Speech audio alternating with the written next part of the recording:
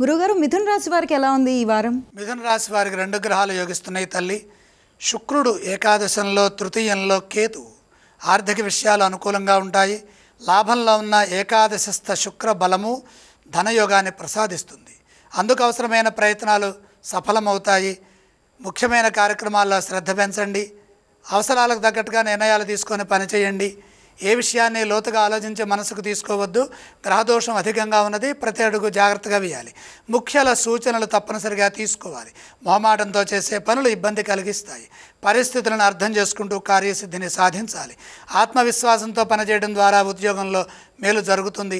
స్వయం కృషితో ముందుకు సాగండి. నమ్మకంగా పనిచేయండి. మీ నమ్మకం మిమ్మల్ని కాపాడుతుంది. ఒత్తిడి లేకుండా ఉండాలంటే సకాలంలో బాధ్యతలని నిర్వర్తించండి. బాధ్యతాయుతంగా ఉండండి. తగినంత ఉత్సాహంగా పనిచేయండి. ఇదే విధంగా వ్యాపారంలో కూడా సమయస్ఫూర్తిని ప్రదర్శించి ఆపదల నుంచి బయటపడాలి. వివాదరహితంగా ముందుకు సాగితే ప్రశాంతత పెరుగుతుంది. మిథున రాశి వారు ఏ ఏ స్తోత్రాలను పఠించాలి? మిథున రాశి వారు నవగ్రహ శ్లోకాలు తప్పనిసరిగా చదువుకోవాలి. ఈ రాశి వారు ఏ ఆలయాలను సందర్శిస్తే మంచిది? నవగ్రహాలని దర్శించాలి. మిథున రాశి వారు ఏవేవి దానం చేయాలి? ద్వాదశంలో సూర్యుడున్నాడు. గోధుమలు దానం చేయండి.